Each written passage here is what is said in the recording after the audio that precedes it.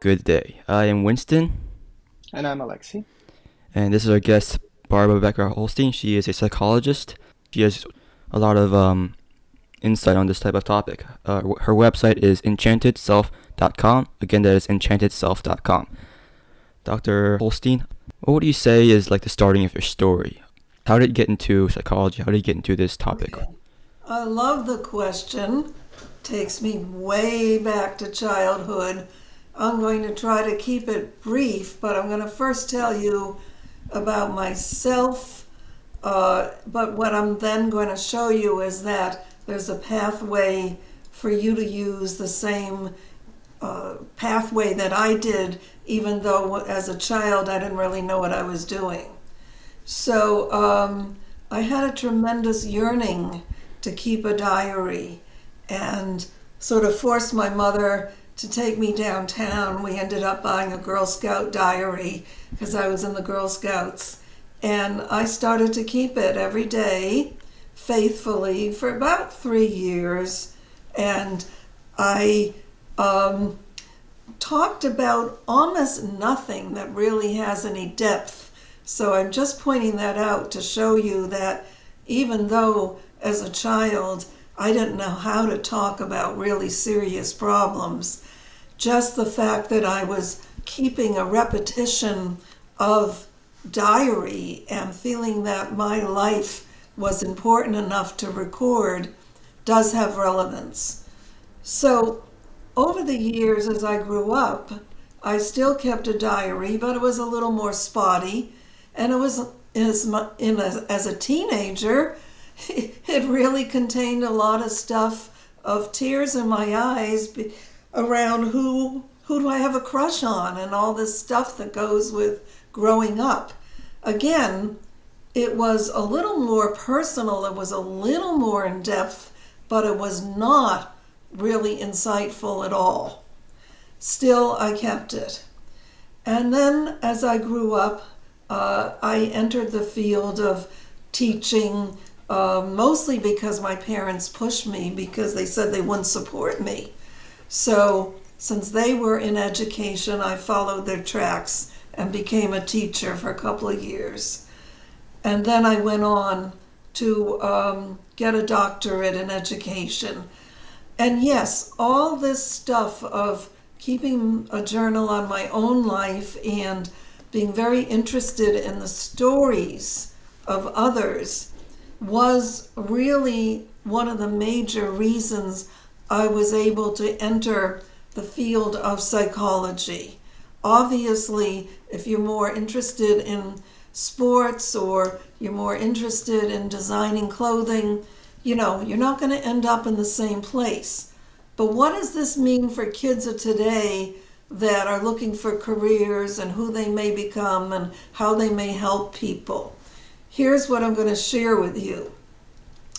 Once my work became a lot around positive psychology, not your problems, but your talents, I devised a little homework thing that everyone can do.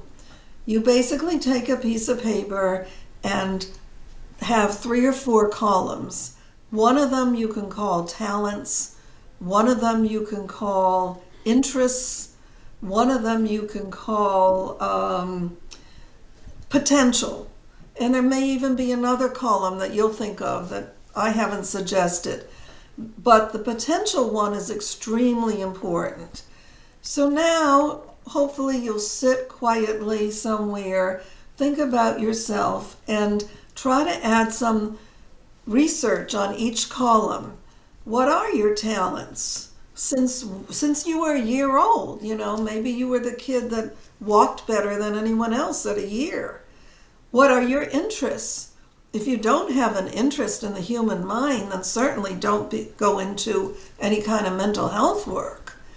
And what, more than anything else, is your potential and even lost potential?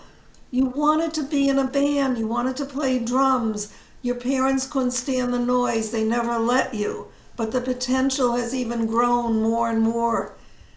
That you put that down is really important. Maybe you won't be a psychologist, but you might end up with a great band. This is the opportunity to not only see where you should go with a lot of your talents, but what parts of you have already been lost or stolen from you, sometimes ignorantly by parents who dearly love you but just couldn't afford piano lessons or guitar lessons, and sometimes by worse things, by parents that are damaged themselves and didn't know how to bring you up well. But your potential still lurks as a very deep part of you, and it can be retrieved. All my work, whatever I do in psychology, is around helping people retrieve their potential so they can live fulfilling lives that are good lives and helpful lives and interesting lives. That's what it's all about, is getting people into their real potential. And I think I can stop right there as you go into some of the other questions. Yeah, as a quick follow-up, you're speaking about potential and stuff, and my parents, I talked about this, I think, maybe in the past, maybe not, but my parents, I always wanted to be, like, own a business, sort of, to do 3D printing, because I feel like by making these different changes with, like, starting a podcast, doing 3D printing, doing this business thing, I could grow myself as a person, right? But they sort of have a fear that I would sort of knock myself down too hard at some point, because these are all very lofty goals. What do you think is, like, the worst mistake a parent can make during, like, raising a kid that could probably take a turn for the worst? Well, there's a difference between good enough parenting and parents that actually create havoc and trauma. The real important thing you have to know, or a therapist or a counselor or someone has to help you get sure about, if your parents gave you good enough parenting, then that means they can make mistakes. They can even, spank you on the tushy when maybe they shouldn't have. I don't mean real hard stuff, but, they're parents. It's okay because they can't be perfect. If they disappointed you once in a while, they can't handle everything. But if they've created trauma in your family life, daddy coming home drunk and giving mom a big punch as he walks by her, that's a whole different story. So certainly teenagers can be pretty sophisticated in figuring out, even if I didn't always like it, did I have good enough parenting? Or do I have to kind of move away from these people when I'm of legal age? Does that make any sense? Yeah, and expectation is also, like, very prevalent in school, and I feel like a lot of people sort of have the expectation of themselves, and I think this sort of also stems from social media. How do you think social media sort of affects mental health, and is it like negative effects or positive effects?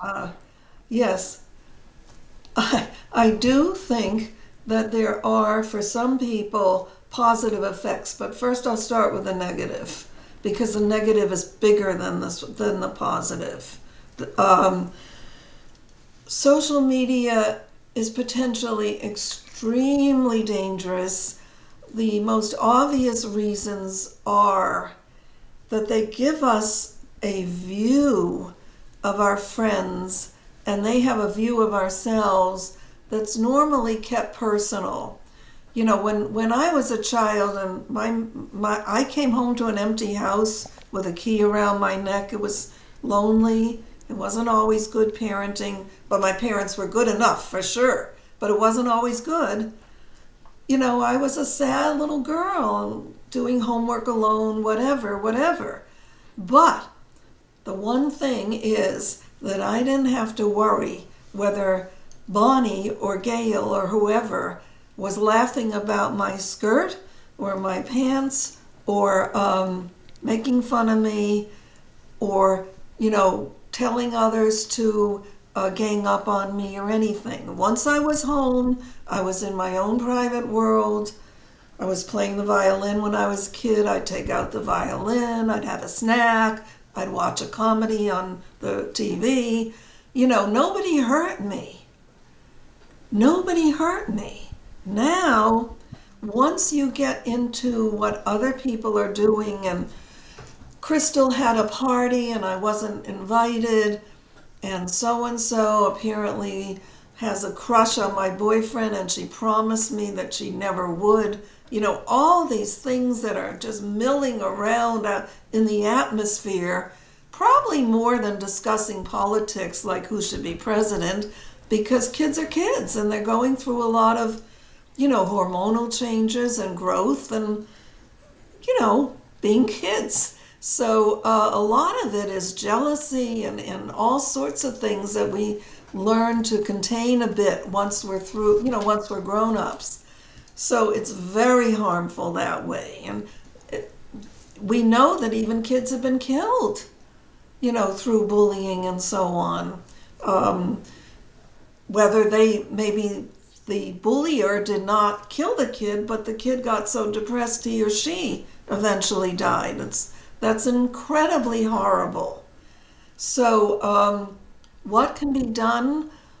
Oh, okay, so that's the really dangerous part. The good part is for some kids keeping up with their circle of friends and feeling comfortable enough to check in, like it's 8:30, I'm going to go to sleep soon, but everybody have a good night, whatever it is, whatever the group is, whatever stuff they're doing, almost like belonging to Cub Scouts or Girl Scouts or something. For some people, it can create a bit of a world that's really helpful. And I know this because I didn't mention to you before, Winston, that one of the things I've done in the last 7 years is make films for kids. And one of my films, The Selfie Project, I had on 4 girls who actually did their own selfie films about teenage issues bothering them. And when we had a discussion later, it turned out that several of those girls were comforted by social media. They would not want to give it up, but they monitor it very clearly what they want out of it. I'll stop. Yeah, it's very interesting as well. Although, Alexi, we go to the same school. Do you notice anything on your side that sort of piqued your interest of like children, groups, stuff like that? Can you repeat the last part of the question? Yeah, so have you noticed, like, in the atmosphere in school, have you noticed anything sort of suspicious in our school? Something that sort of bothers you, maybe? Maybe it's about social media, maybe about people in general. I don't think not necessarily, but I did want to ask. So, when you talk about that online bullying, right, as a big problem, do you see any solutions to that for schools or for people that are actually affected by bullying, maybe for parents? What would you suggest? Because getting fully rid of social media for a person nowadays is very hard. So maybe any other solutions? Yeah, well, I think that a lot of it does go back to, all right, first I'll talk about the parent. In a good enough parent monitors their kids growing up, not by hovering and saying, this whole thing about, oh, well, how was your day? The kid says, the same. You never learn anything. But a good parent is aware if the kid is not eating normal food, they kind of have no appetite, they're locking their door even more than they used to, they're crabby all the time, the parent maybe has heard the kid crying behind the door, anything. The parent has the first line of responsibility, and that parent needs to be a full parenthood, to take the kid to the pediatrician, if they, do things that help kind of see what the baseline is. So we can't rule out parents' responsibilities. And I have found that if parents understand that they're really responsible, even, if a kid has a big mouth and says shut up and runs up the stairs, they're still responsible, that parents can create a lot of things. One thing is they can make sure that, their kids leave their phones in a basket at a certain time, like let's say 7:30 p.m. They have 3 kids. That basket is locked for the night. There's no talking. Parents can have a family meeting once a week where everyone gets to chat and share, and hopefully it's uplifting, so kids want to be part of that family. And again, parents can pick up on any stuff, and maybe the one night that they all eat together. And a lot of family, what I'm saying is, just because we live in a crazy world because people stuff down a hamburger while they're driving, doesn't mean that parents can't keep the responsibility as parents. So that's at the parent level. At the school level around bullying, I think there should be an open door to guidance counselors and principals, assistant principals. You just, you tell them anything you're worried about. So and so just, she just seems off. I'm just, you have to be, again, you have to be a decent kid. If you're a cruel kid, then it's not going to work. But assuming you have normal, caring feelings and you notice that somebody isn't right, you let the guidance counselor know. Yeah, and back to the topic of social media, I actually was thinking about that a lot, and I remember this article I read about, it was actually maybe a YouTube video or article, but one of those. It was about how back in, when we were humans were starting out on the world, they were like a new species, right? Right. New mammals. On a biological level, we were actually used to having tribes and stuff. It's like smaller group sizes. Like, we are just taking care of this small group size, and we are actually more aggressive towards other foreign sort of groups. Mm-hmm. And I guess that sort of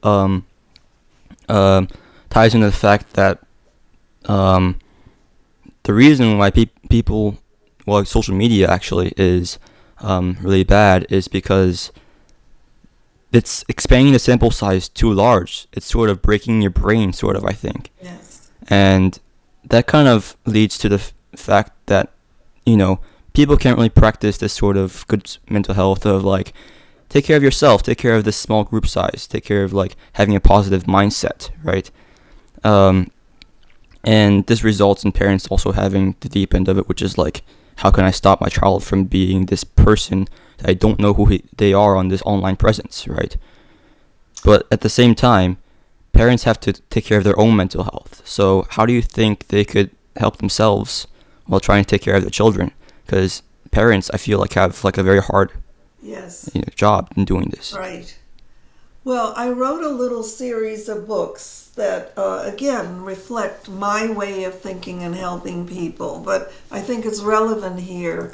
I'll just name one of them, Looking Good, Feeling Good. These are workbooks, and they're workbooks that the parent, whether it's a grandparent, whoever's bringing up the kids, could be the father, rather than the mother, could be 2 mothers, whatever it is.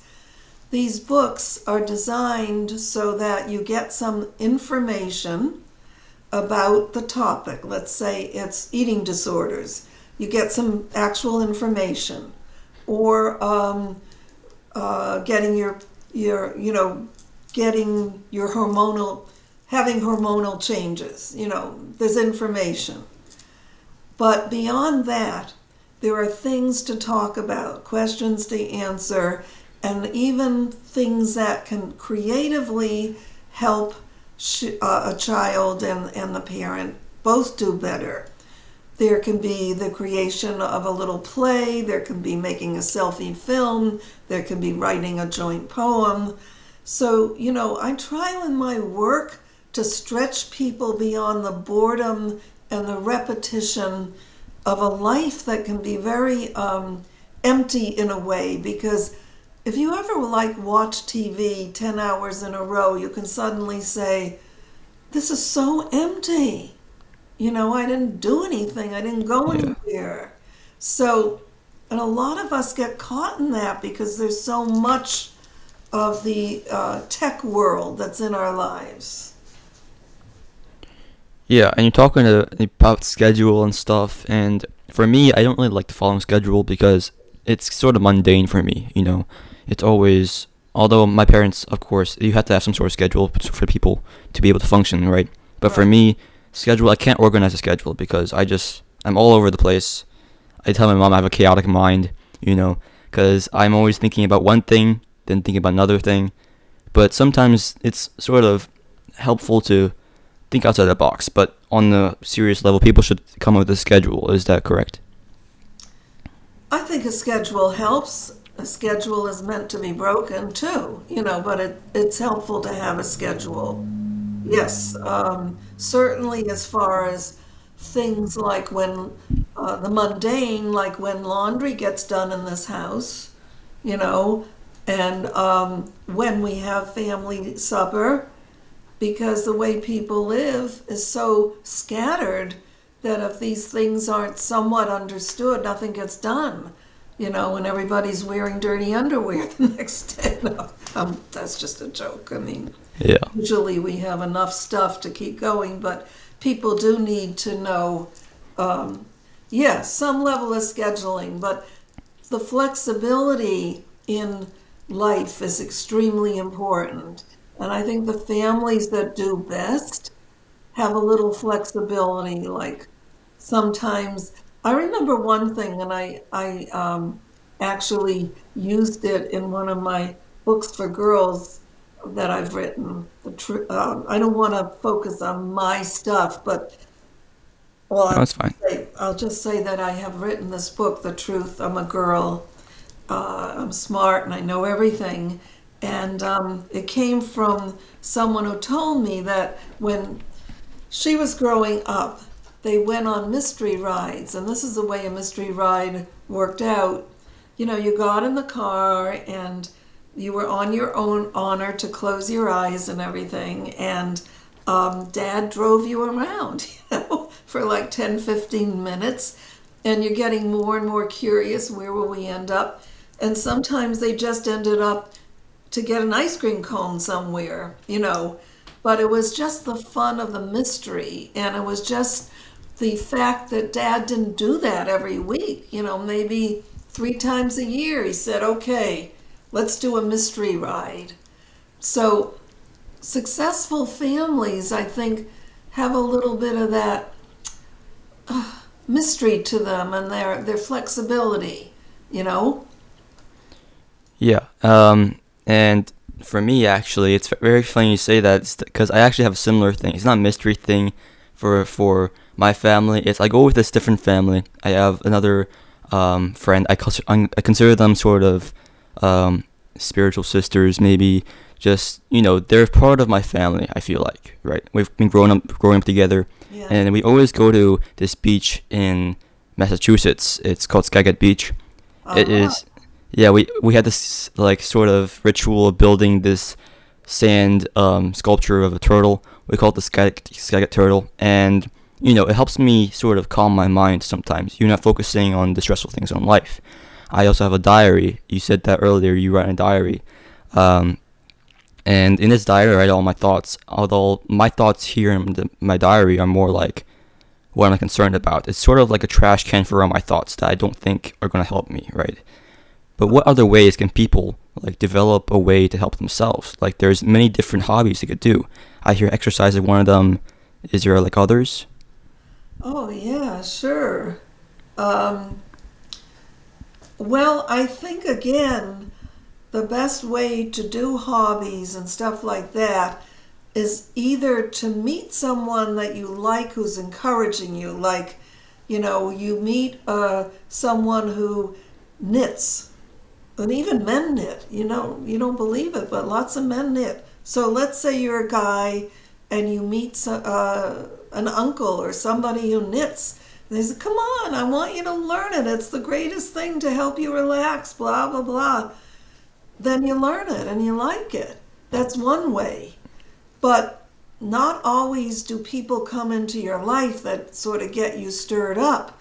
That's where the kind of list that I'm suggesting, where you look at your talents and your strengths and your capacities and your potential, where you take charge and you say to yourself, wait a minute, I really could do ice skating, and I've never been taken.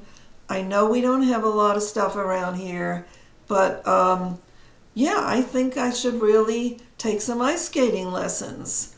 And okay, maybe my parents will give it to me as my part of my birthday or something. But you take it on for yourself because you realize, gee, I'm pretty good with my body. I can run, I can jump, blah, blah. But I don't know how to do the next level where you kind of give over your body to the wind and balance. And you decide for yourself, I'm going to do that. Yeah, and with taking on to the next level, I feel some people also get stuck sometimes. There are many ways people can get stuck. Maybe there's like a sudden thing that happens, like a death in the family, or maybe a tragic other thing that happened. How can people get through that barrier of that next level? Let's be very, very honest now. I don't know how any child truly can grow up in this country or most countries without special people that come into their lives at certain moments. Now, they're not always trained psychologists.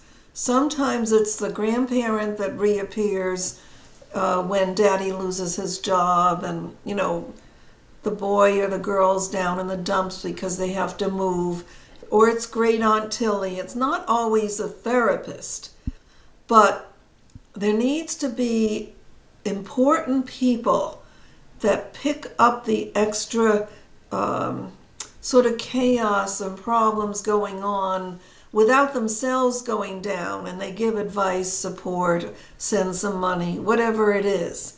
That's one level. The other level is most people need some level of counseling, I would say, growing up at some point. Sometimes it's more career counseling, when they finish high school. It's not always mental exactly, but it is working with an expert who can help you through a certain level of confusion or upset. And many people need some mental health care.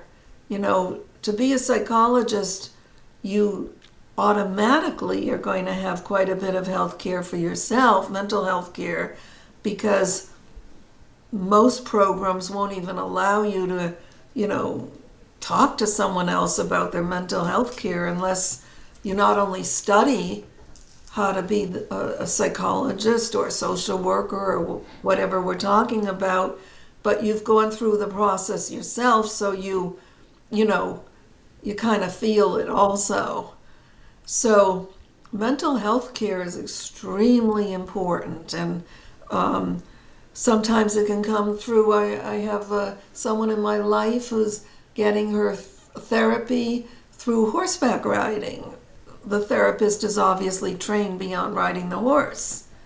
But, there are people that have dogs because the dog has been trained to sense if the person is getting very nervous, and then the dog moves in to quiet that person. These are, there's so many ways that now exist. But I don't know, you can't grow up without people that are really caring about you. It's as simple as that, really. Yeah, I mean, for me, it was my great-grandmother. She loved to see me eat, and I love to eat myself. But, she's supporting me in every single way. Unfortunately, she died 2 years ago, and I had to find a way to deal with it, I know my other friend at this age, people are starting to lose some of the people they feel are closest to their heart. And some people don't know how to deal with it properly. What can you say to those people that could help them go through the first tragedy? Well, that they have no one to help them with it? Yeah, that they kind of feel stuck with just themselves here at this point, like Well, that important person's I, gone. I think that the only way you can help is to say, God, you had a terrible loss, or whatever you're going to say.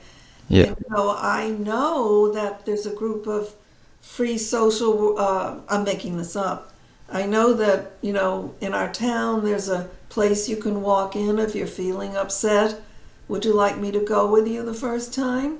I mean, all you can do is just try to direct them. yeah. I think for me at least, what I found out was because my cousin's grandmother also died recently, and I had to tell her, like, sort of comfort her in some way, right? And I didn't know what to say because it was I could relate to it, but I couldn't really find a way to make her feel better. All I could say is she's in heaven now, she's better, but you have to think in their perspective. What if their belief is not the right, not the same as yours? People have different religious beliefs and different philosophies, right? And that kind of leads to my next question here, which is like, do you think religion and philosophy keeps mental health really, you're anchored to this world? Do you think that sort of helps? I think that religion and philosophy, I think that before there was anything like clear mental health care, that two things existed. One was there's always been good people. Even if they're bad, there are others that are bad people. There's always been good people, okay? And the second thing is that the religions of the world gave people a structure, a sense of safety, a sense that some greater force cared about them.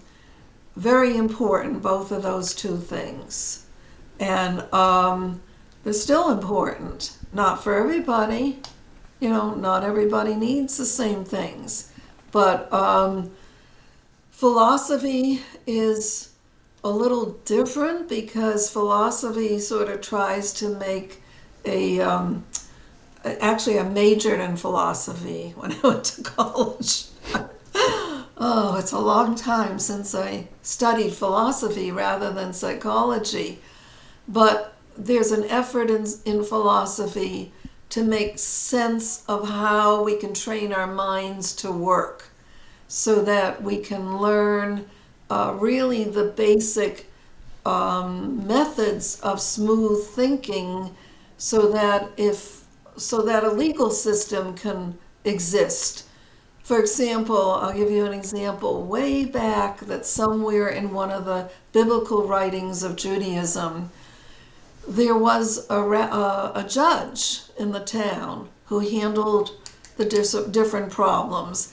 And there was a man who got himself into trouble over money or something. And he sees the judge walking in the town, and he wants to catch up with him because he wants to get on the judge's good side. So he catches up with the judge, says, hi, whatever, and the words used in those days. And he's walking with the judge, and he sees a piece of lint on his coat. So he picks it off for the judge, and he says, let me get that piece of lint. He pulls it off. Okay. And then they get near the judge, wherever they're going to do the judging, and the judge says, excuse me, I have to get ready, and I know you're, whatever. So they separate. Now the guy who was trying to pal around with the judge is up for his part of the trial, and he says, there are three judges, so he can pick or which of the three. He says, I want Joe, Judge, this Joe, I want him to be my judge. We just had a nice talk. He's a good guy, whatever. And the judge says, I'm sorry, I have to pull out. I cannot judge you. And he says, why? Why? We're just walking. And the judge says, because you pulled a piece of lint off my coat. That already biased me. I can no longer be fair in your trial. Now, the reason I give you this example is to show that philosophy tries to clarify things like this so that we're not sort of walking around like horses or dogs and cats saying, meow, meow, love me. You know, that we're trying to make sense of how the world can most efficiently and fairly work. Yeah, and for our last question here, but back to, our original sort of statement here about, social media and how it affects people and their perspective, right? Right. There's actually a verse in the Bible that says, pride goes before destruction and a haughty spirit before stumbling, which is Proverbs 16:18. Could you And repeat it once, though? Just go back, just for the... Go ahead, please, again. The proverb. yeah, so pride goes before destruction and the haughty spirit before stumbling, right? And I feel like many people are struggling with like their own ego sort of taking over their mind, sort of. It's ruling what they are thinking.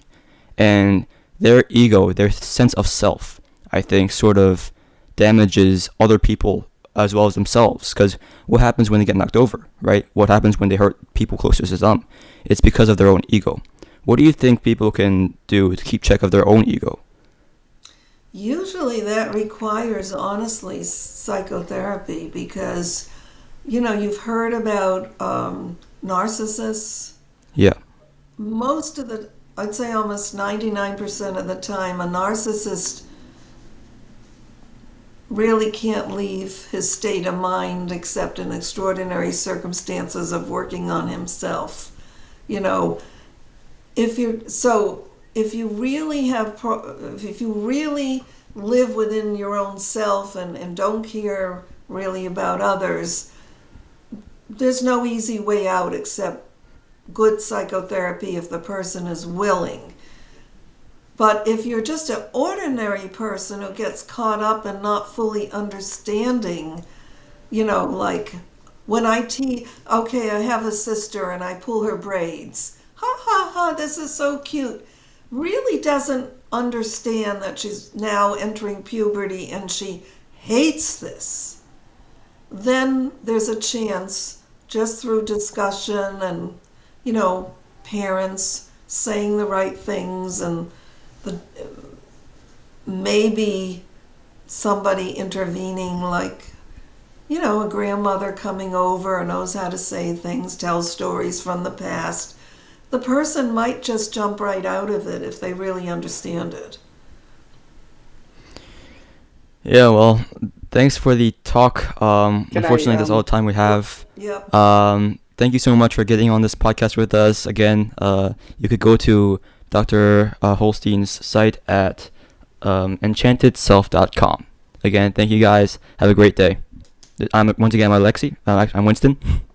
And I'm Lexi. All right, and this is Mental Medicine.